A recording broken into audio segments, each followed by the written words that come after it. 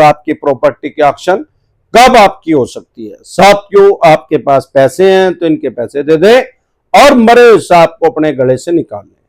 नहीं पैसे हैं तो राहु केतु ग्रह तो क्या करेगा, दुनिया का कोई ग्रह धरती पे आके आपका कुछ नहीं बिगाड़ सकता। और ये चवन्नी चाप ये तो सौदा ही कुछ नहीं है, इनका यमराज पे बैठे ही है अमरदीप का ध्यान, इनको तो हरिद्वार तक छोड़ के ही आऊंगा। साथियों, सबसे पहले आप एक बात समझ लें कि एनपीए का मतलब क्या है। एनपीए का मतलब है, इसकी फुल फॉर्म है नॉन परफॉर्मिंग एसेट, ऐसा पैसा जो बैंक या एनबीएफसी कंपनी का उस नजरों में अब उसको फायदा नहीं दे रहा। किस तरह का लोन एनपीए में जा सकता है? हर तरह का लोन एनपीए में जा सकता है। Personal loan, business loan, education loan, scooter, motorcycle, car, jeep, truck, बस, मकान, दुकान, जमीन, जायदाद, फैक्ट्री, कारखाना, स्कूल, कॉलेज, बंगला, कोठी या शोरूम, किसी भी तरह का अनसिक्योर लोन है, सिक्योर लोन है, वो एनपीए में जा सकता है। क्रेडिट कार्ड भी एनपीए में जा सकता है। क्रेडिट कार्ड भी लोन ही है, जो आम आदमी उसको लोन नहीं समझता, वो प्री अप्रूव्ड लोन है, जितनी आपकी लिमिट है उतना आपका लोन है। तो क्रेडिट कार्ड भी आपका एक किस्म का लोन ही है, वो भी एनपीए में जा सकता है। बहुत से आदमी समझते हैं कि मैं एक ईएमआई दे दूं, दो नहीं दी, फिर एक दे दी, टोटल 3 महीने नहीं हुए, रेगुलर 3 महीने नहीं हुए। जब भी टोटल 3 महीने हो जाएंगे, रेगुलर से मैटर नहीं करता, तो वो एनपीए में जा सकता है। एनपीए में जाने के बाद ये कर क्या सकते हैं? एनपीए में जाने के बाद ये आपके ऊपर केस कर सकते हैं रिकवरी के लिए, चेक बाउंस का, ईसीएस बाउंस का या अन्य किसी तरह का। उससे पहले ये कोई भी लीगल कानूनी कार्रवाई नहीं कर सकते। नोटिस तो भेज सकते हैं आपके पास, लेकिन लीगल कानूनी कार्रवाई करने के लिए आपके लोन को एनपीए में डालना पड़ेगा। हर लोन को एनपीए में नहीं डालते, क्योंकि हर लोन को अगर एनपीए में डालेंगे तो ये खुद से ही नंगट हो जाएंगे। एनपीए का जैसे रेशो बढ़ेगा तो इनका शेयर बाजार धड़ाम से नीचे गिरेगा। 100 रुपए का शेयर 2 रुपए में नहीं लेगा कोई। इसके अलावा कौन से लोन को ज्यादातर एनपीए में डालते हैं? ज्यादातर ये सिक्योर लोन को एनपीए में डालते हैं, क्योंकि सिक्योर लोन जो होता है हमेशा हैवी अमाउंट को होता है। 10, 20, 50 लाख से कम तो कभी होता ही नहीं। वो किसी का 2 लाख रुपए तक का तो आज तक मैंने कोई सिक्योर लोन देखा नहीं। भाई कोई प्रॉपर्टी 2 लाख रुपए की तो है नहीं, वो है कितने की, 50 लाख की, 1 करोड़ की, 10 करोड़ की, 50 करोड़ की, 100 करोड़ की, ऐसे करोड़ों में आजकल प्रॉपर्टी है। रूरल एरिया में भी कहीं 50-40 लाख रुपए से कम तो आजकल कुछ आता नहीं। तो इस तरह के लोन को एनपीए में डालने की मजबूरी है, क्योंकि जब तक ये एनपीए में नहीं डालेंगे तब तक आपके ऊपर सरफेसी एक्ट इंप्लीमेंट नहीं होगा, लागू नहीं होगा। सरफेसी एक्ट 2002 के अकॉर्डिंग ये आपके ऊपर कार्रवाई करेंगे।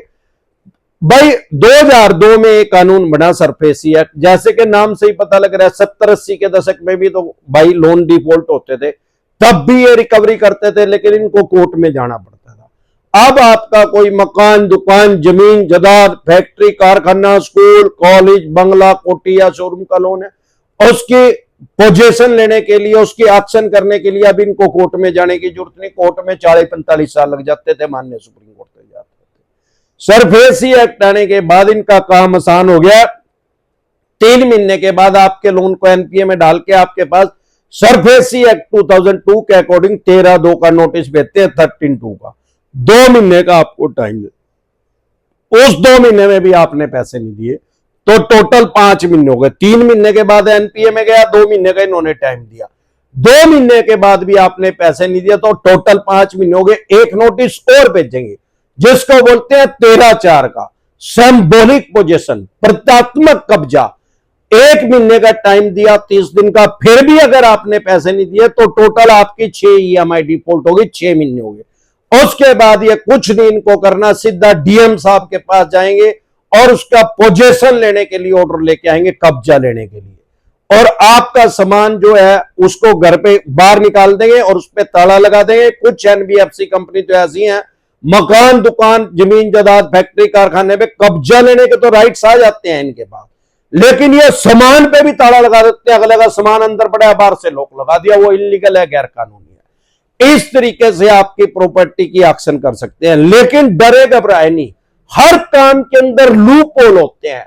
अगर आपकी 3 ईएमआई डिफॉल्ट हो गई हैं तो आपके ऊपर सरफेसी एक्ट इंप्लीमेंट हो गया होगा।